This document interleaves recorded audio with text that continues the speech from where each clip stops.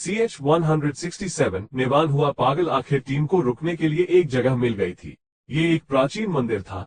इससे जुड़े हुए 2 कमरे थे और एक हॉल था जहां वो लोग रुके हुए थे। इस मंदिर को ऐसे बनाया गया था ताकि ये समय की मार को झेल सके, इसलिए ना इसकी दीवारों पर और ना इसके अंदर कोई भी पौधा या वाइन थे। थोड़ी सी सफाई के बाद ही ये एक रुकने लायक जगह बन गई थी। 3 स्टूडेंट्स मंदिर के इस हॉल में रुके हुए थे। इनमें से एक रूही थी जो अभी कोमा में थी, प्राची जो रूही को हील कर रही थी, और इन दोनों की रक्षा करने के लिए निखिल वहां था। बाकी लोग वापस आने वाले हैं, लेकिन पहले जिस रास्ते से वो लोग गए थे वो अब पूरी तरह से ब्लॉक हो गया है, इसलिए ये बताना मुश्किल है कि उन्हें आने में कितनी देर लगेगी, निखिल ने प्राची से कहा। प्राची रूही के पास बैठी हुई थी और उसे हील करने की कोशिश कर रही थी। निखिल, जो प्राची को लाइक करता था, उसे बहुत ध्यान से देख रहा था। जब से वो सेलेस्टियल यूनिवर्सिटी में आई थी, प्राची पहली लड़की थी जिसे उसने देखा था, और तब से वो उसके पीछे पड़ा हुआ था। सब जानते थे कि निवान श्रेया को पसंद करता था और हर वक्त उसके आगे पीछे घूमता रहता था, इसलिए उसे आरव बिल्कुल भी पसंद नहीं था। वो उससे जलता था क्योंकि सारे लड़कों में श्रेया सबसे ज्यादा आरव से ही बात करती थी। निखिल को पहले आरव से कोई भी परेशानी नहीं थी, लेकिन जब से उसे ये पता चला कि प्राची, जिसे वो पसंद करता था, आरव की अच्छी दोस्त थी, तब से वो उससे नफरत करने लगा था। वो आरव से इसलिए भी जलता था क्योंकि आरव के पास डुअल एलिमेंट्स थे। चूंकि निवान, आरुष और ईशान पहले ही आरव से बहुत चिढ़ते थे और उसे नीचा दिखाने का कोई भी मौका नहीं छोड़ते थे, उसने भी उनकी टीम ज्वाइन कर ली थी। निखिल यहाँ इन दोनों लड़कियों की रक्षा करने के लिए रुका था ताकि प्राची के करीब आ सके और उससे बातें कर सके। निखिल, जाकर थोड़ा साफ पानी ले आओ, मुझे रूही के जख्म साफ करने हैं, प्राची ने कहा। यहाँ भी तो पीने का साफ पानी है, उसे इस्तेमाल कर लो, निखिल ने कहा। इसके जख्म साफ करने में बहुत पानी लगेगा और हमारे पास पीने के लिए भी पानी बहुत कम बचा है, हमें उसे बचाकर ही रखना चाहिए, प्राची ने कहा। ठीक है, निखिल पानी के लिए एक बर्तन लेकर बाहर चला गया। वो ये सोच रहा था कि उसे पानी कहाँ मिलेगा, फिर उसे याद आया कि मंदिर के पीछे थोड़ी दूरी पर उसने एक तालाब देखा था जिसमें कई सारे पौधे थे। उतना पानी तो रूही के जख्म साफ करने के लिए काफी था। निखिल जब तालाब के पास पहुंचा तो उसे वहां कुछ भी अजीब नहीं दिखा। वो अभी प्राची के बारे में सोच रहा था और उसने उस बर्तन को पानी में डुबाया। ज्यादातर लड़के समायरा और श्रेया के आगे पीछे ही रहते थे, लेकिन निखिल को प्राची ही पसंद थी। अगर निखिल की जगह कोई और यहाँ तालाब से पानी लेने आया होता तो शायद सतर्क रहता और बचकर रहता, लेकिन निखिल तो अपने ख्यालों में खोया हुआ था। ऐसा लग रहा था कि या तो उसे डिमन बीस्ट से बिल्कुल डर नहीं लगता था या फिर वो बेवकूफ था। उसने ना तो ये देखा कि बर्तन में पानी भर गया है और ना ही उसने ये देखा कि एक छोटी सी मकड़ी उसके हाथ पर चढ़कर उसके कपड़ों के अंदर जा रही है। चलो अब वापस चलते हैं, मुझे वहां जाकर प्राची से बात करने की कोशिश करनी चाहिए। यहाँ उसके बारे में सोचने से क्या होगा, निखिल ने मन ही मन सोचा। कुछ ही पल बाद वो मंदिर वापस चला आया और उसके साथ साथ वो पानी की मकड़ी भी वहां पहुंच गई।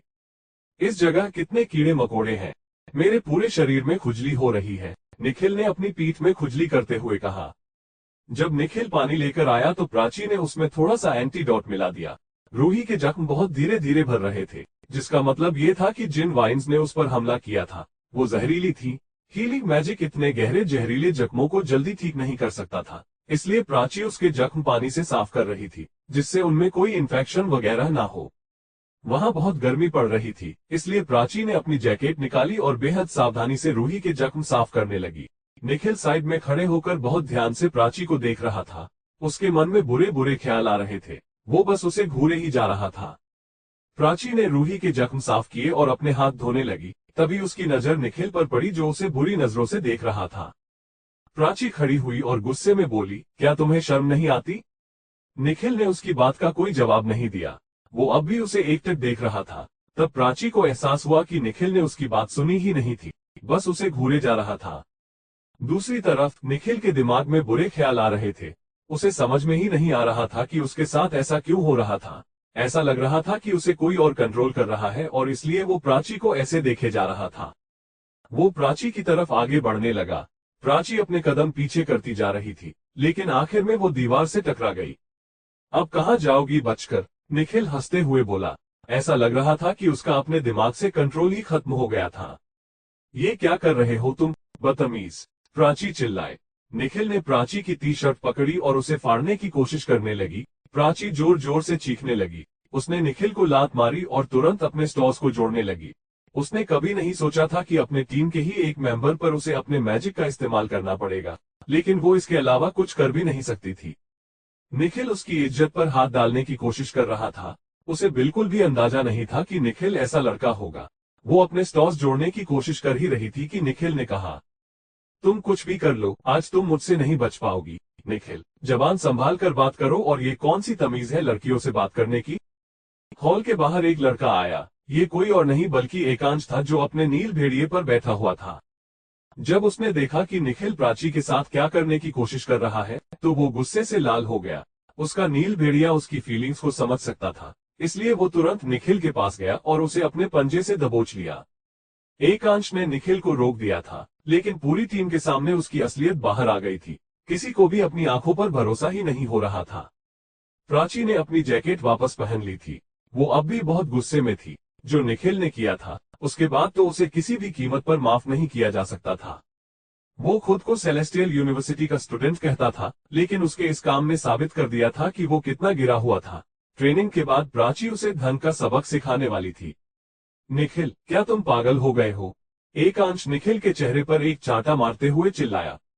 निखिल के चेहरे का पूरा रंग उड़ गया था। ऐसा लग रहा था कि वो अब वापस होश में आ गया हो। उसने जब प्राची की तरफ देखा तो उसकी टी शर्ट ऊपर की तरफ कंधे से फटी हुई थी और उसने अपनी जैकेट को कसकर पहना हुआ था।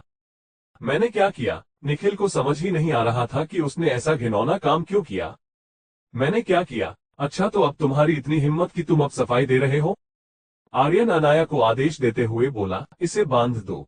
नहीं नहीं नहीं, ऐसा मत करो। मुझे माफ कर दो, प्लीज मुझे माफ कर दो। I am so sorry. Nikhil जोर जोर से चिल्लाने लगा। मुझे नहीं पता था कि ये ऐसा लड़का है, वरना मैं इससे कभी भी बात ही नहीं करती, आविष्का ने कहा। वो निखिल को अपना अच्छा दोस्त मानती थी। हाँ आविष्का, हमें उससे दूर ही रहना चाहिए, उर्वी ने कहा। निखिल की इस हरकत से पूरा ग्रुप दंग रह गया था। उन्होंने सपनों में भी नहीं सोचा था कि निखिल ऐसा इंसान निकलेगा।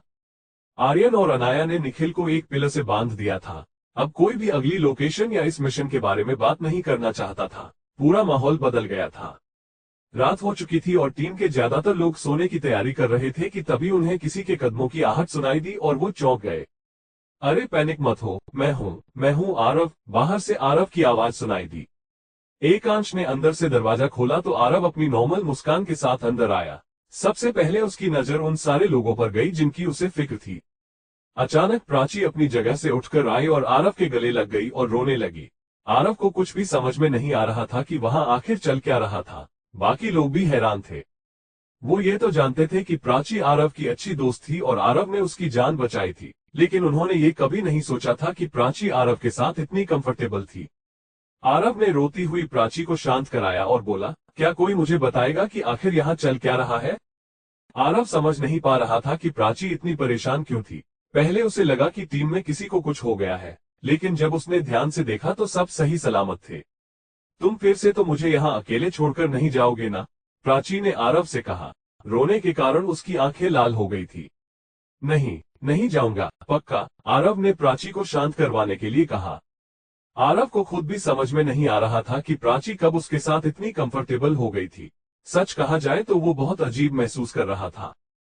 लो, टीम से अलग जाकर इन्वेस्टिगेशन करने वाला वापस आ गया। बताओ भाई, क्या उखाड़ लिया तुमने अकेले जाकर? ईशान ने आरव को ताना मारते हुए कहा।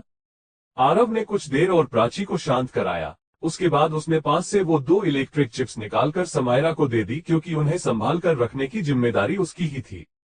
तुमने 2 लोकेशंस अकेले ही इन्वेस्टिगेट कर ली? समायरा ने हैरान होकर पूछा।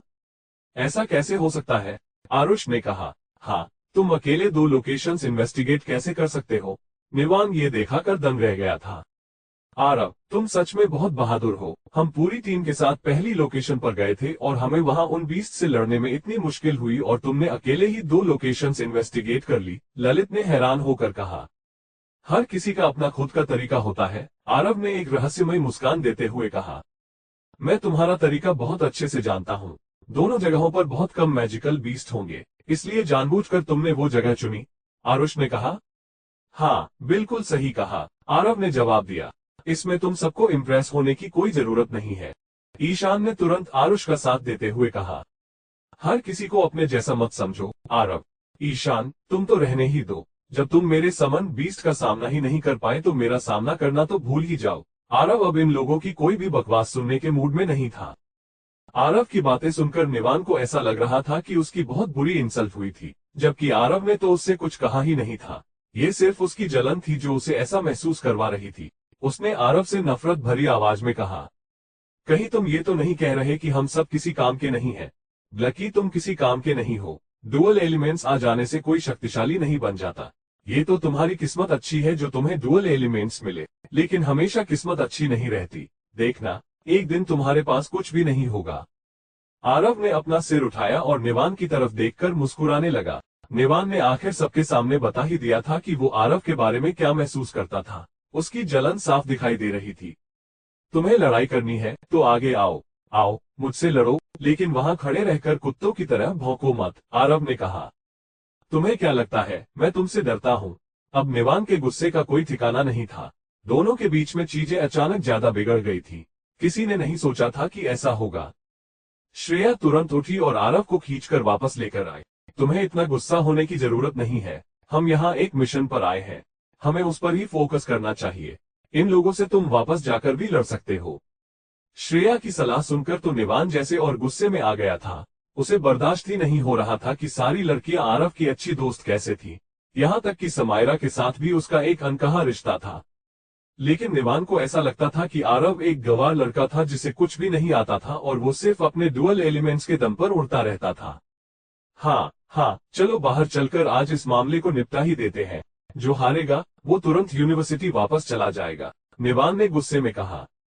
चलो तो फिर बाहर चलते हैं, आज मुकाबला हो ही जाए। आरव को ऐसे लोग बिल्कुल पसंद नहीं थे। वो उन लोगों को अच्छा सबक सिखाना चाहता था और वैसे भी अगर उसे कुछ होता तो उसके जख्म भरने के लिए प्राची तो थी ही। बस करो अब तुम दोनों, हम यहाँ ट्रेनिंग के लिए आए हैं, ऐसे लड़ने के लिए नहीं, एकांश चिल्लाता हुआ बोला। उसकी आवाज चारों तरफ गूंज रही थी। इसके बाद वो निवान को पीछे खींचने लगा, लेकिन तभी निवान ने उससे अपना हाथ छुड़ाया और गुस्से में बोला, तुम अपने आप को क्या समझते हो, हमारा बॉस? तुम क्या कोई कैप्टन हो जो हम तुम्हारी सारी बातें माने? तुम्हारा बड़ा भाई कमांडर है। इसका मतलब ये नहीं कि हमें अपनी अकड़ दिखाओ और ये ज्यादा अच्छा बनने का नाटक मत करो। मैं किसी से भी फाइट करूं, तुम्हारा क्या जाता है? तुम खुद तो समायरा को घूरते रहते हो और जब बाकी लोगों की बात आती है तो बहुत अच्छे बनने की कोशिश करते हो। निवान की बात सुनकर पूरी टीम एकदम शांत हो गई थी। एकांश का चेहरा देखने लायक था।